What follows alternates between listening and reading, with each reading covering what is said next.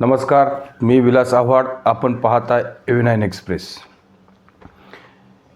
मित्रांनो, 2014च्या नंतर देशामध्ये नरेंद्र मोदींचं सरकार आलं आणि एक पार्टीचं सक्षम आणि अतिशय सुदृढ असं सरकार आल्यामुळं देशामध्ये एक क्रांती आली. जे काही निर्णय नरेंद्र मोदींच्या सरकारने जे काही घेतले ते अतिशय महत्त्वपूर्ण आणि देशाच्या विकासासाठी एक एक पाऊल नरेंद्र मोदींनी अतिशय काळजीपूर्वक उचलण्यास सुरुवात केली. मग स्वच्छ भारत असेल, जनधनची योजना असेल, लोकांचं तळागाळातील गोरगरिबांचे खाती बँकेमध्ये उघडणं असेल, किंवा महिलांसाठी जे शौचालय योजना आणली, इज्जतघर, कोट्यावधी लोकांना अक्षरशः किंवा कोट्यावधी महिलांना अक्षरशः सकाळीच प्रकाश पडायच्या अगोदरच शौचासाठी जावं लागायचं किंवा रात्री अंधार पडायची वाट बघायला लागायची. अशी वेळ 2014च्या अगोदर होती. अतिशय मोठ्या प्रमाणामध्ये नरेंद्र मोदींनी महिलांच्या या समस्येवर काम केलं आणि जवळजवळ 10 कोटी शौचालय देशामध्ये 2014 नंतर महिलांसाठी बनवण्यात आलं.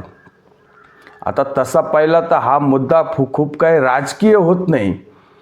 लोकांना असं वाटतं की नरेंद्र मोदींनी शौचालय म्हणजे काय किरकोळ गोष्ट केली, पण आधी आबादी, महिला आणि महिलांची इज्जत या गोष्टींना सुद्धा नरेंद्र मोदींनी अतिशय महत्त्वाचं वेटेज दिलं.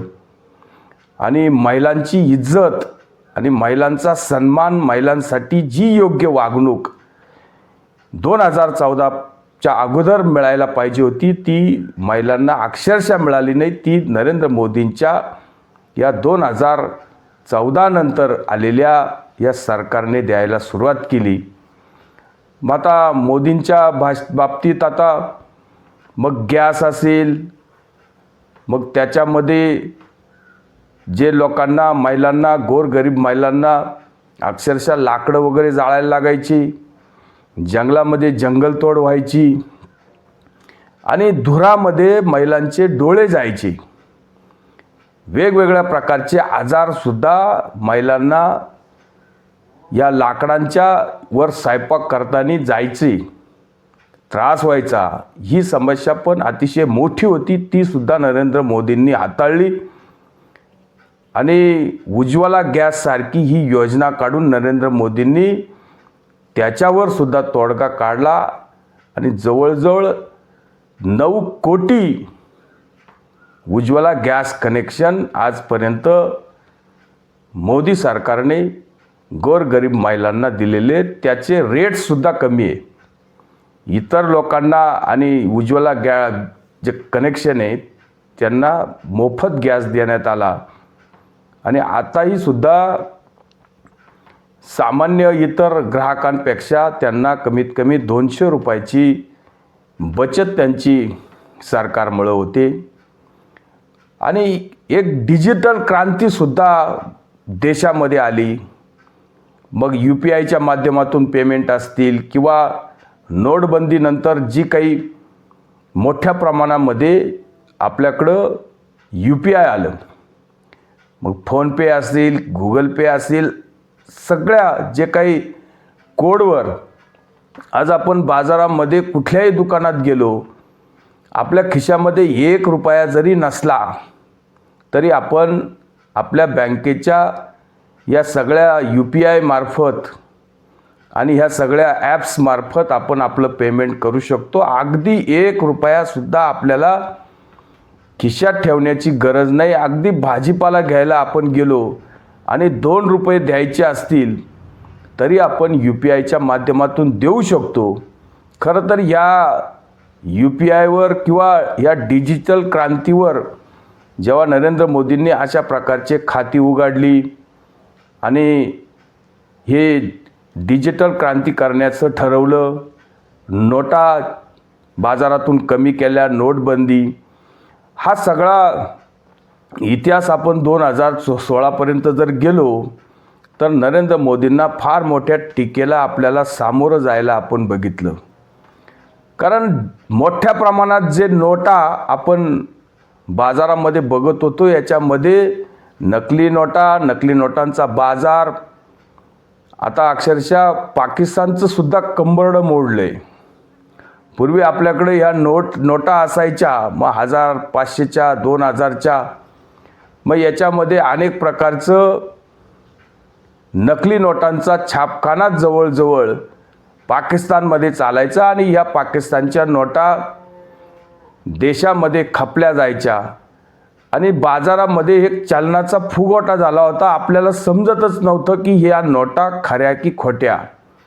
अनेक वेळा कधी आपण नकली नोटांनाच आपली असली नोट समजून बाजारात त्याचा वापर करायचो, कधी समजायच्या कधी नाही.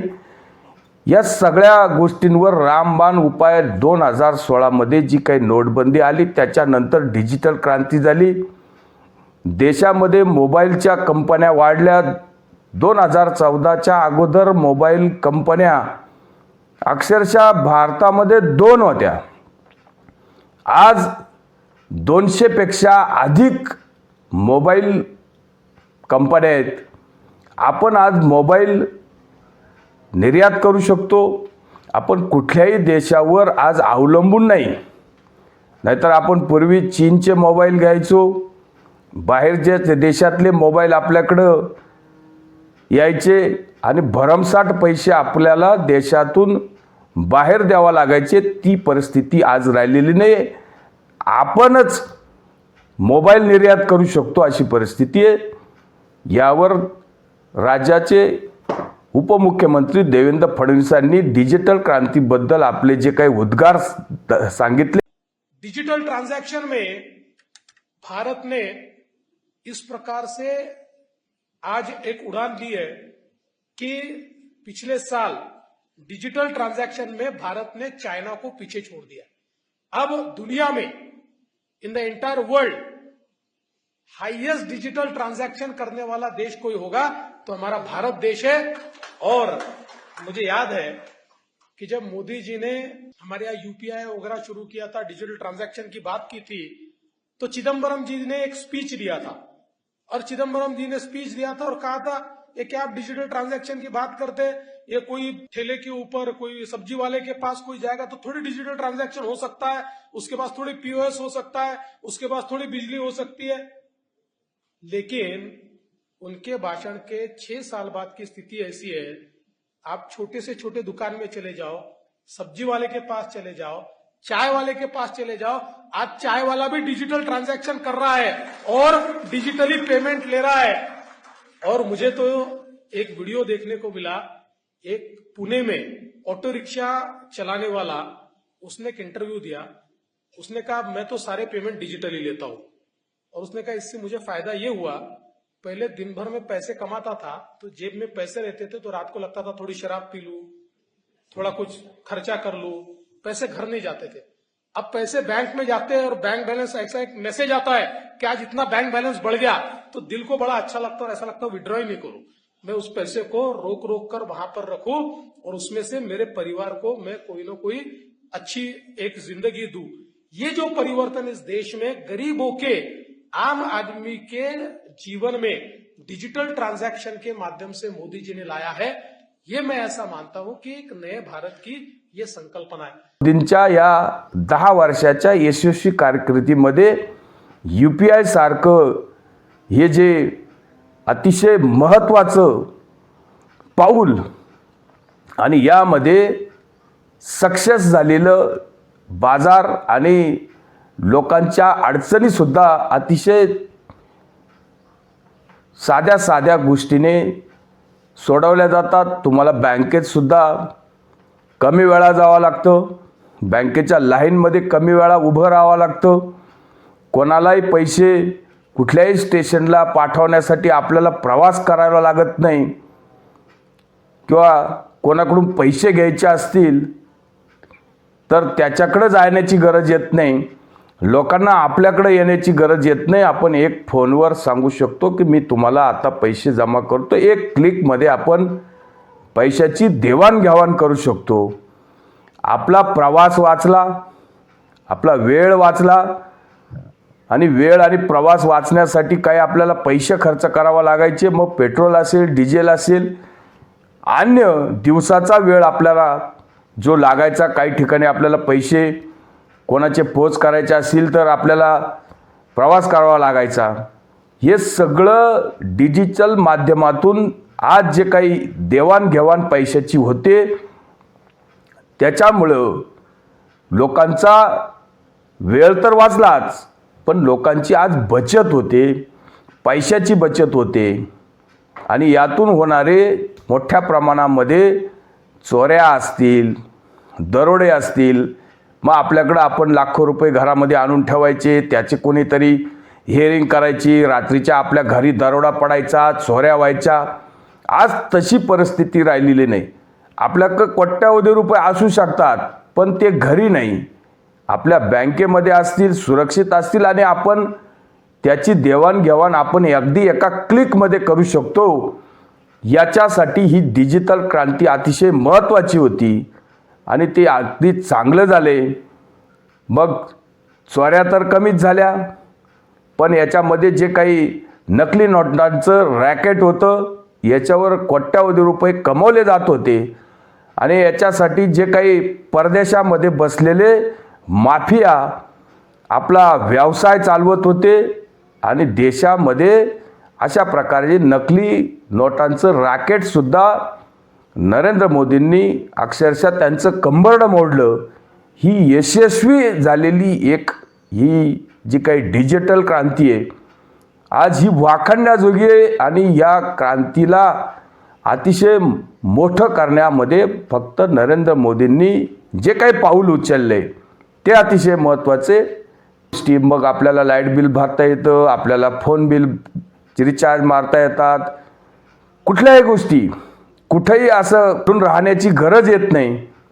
सगळ्या गोष्टी अशा व्यवस्थितपणे हाताळता येतात. आज प्रत्येकजण मोबाईलवर आपला कुठलंही काम करू शकतो, कुठलाही भरणा करू शकतो, कुठलंही बिल भरू शकतो. त्यामुळं 1 रुपयाचा हिशोबसुद्धा इकडे तिकडे होत नाही. आपल्याला एखाद्याकडून पॉईंटमध्ये पैसे घ्यायचे असतील तर ते सुद्धा आपले पैसे जसेचे तसे या डिजिटल क्रांतीतून परत येतात.